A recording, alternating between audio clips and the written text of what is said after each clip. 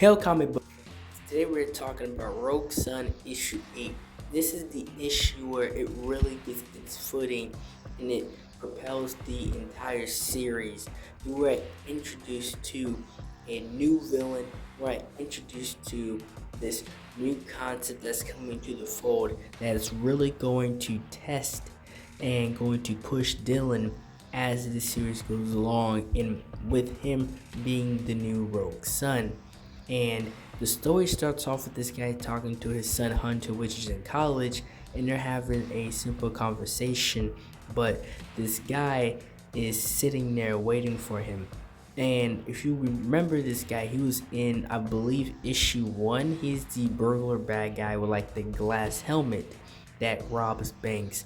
And he tells this guy that I need you for a job. And this guy tries to decline, but unfortunately, he reveals a mark on this guy's chest and tells him pretty much you don't have a choice.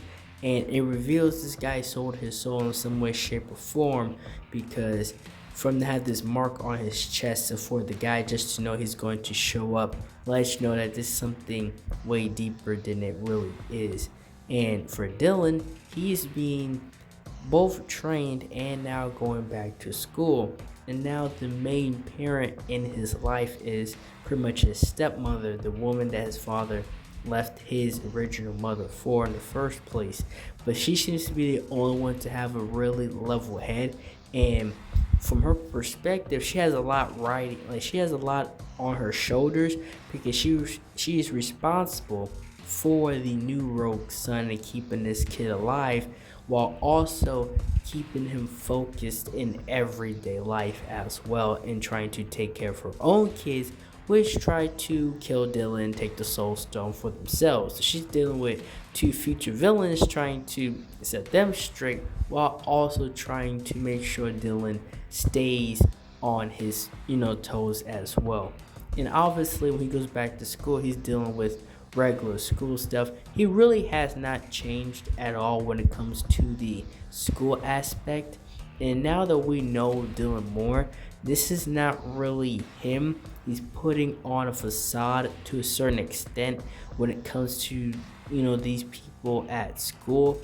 He's trying to keep that face up with mostly everybody, I would say, for the exception of his girlfriend, but everybody else is pretty much getting it.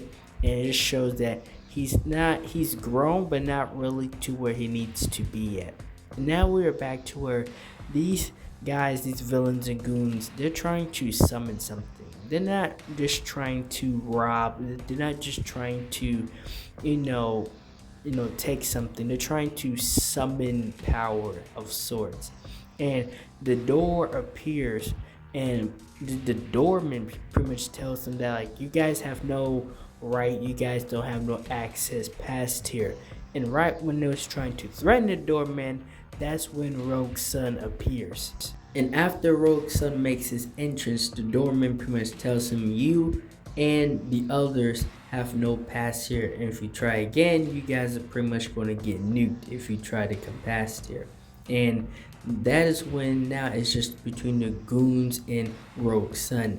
Now from the first issue to the 7, Dylan has learned a lot, especially being Rogue Sun.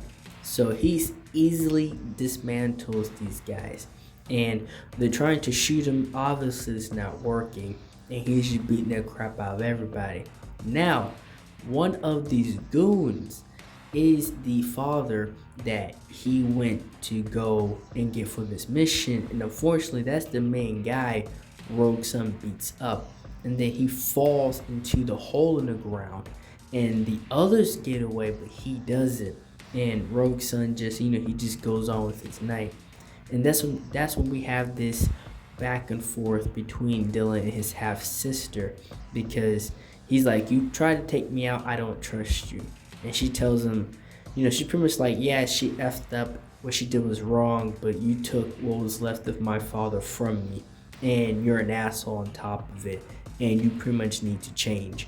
Which is, they're both right and wrong at the same time.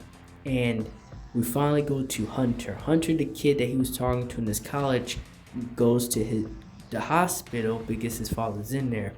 and he doesn't want to accept that his father was robbing a bank. That's what it seems like what happened. And as he's pleading to God to help him in this situation, something else answers, and it's quite the opposite of what God is. And it tells him, I can give you the tools to go after said person that put your father in the hospital in the first place. And that's when this massive sword appears. So it's literally like he prayed to God, but the devil answered in return. And that to me is one of the coldest introductions to a character ever in comic book history. And that's all I have for this video. Thank you guys for liking this video. Like, share, and subscribe for more.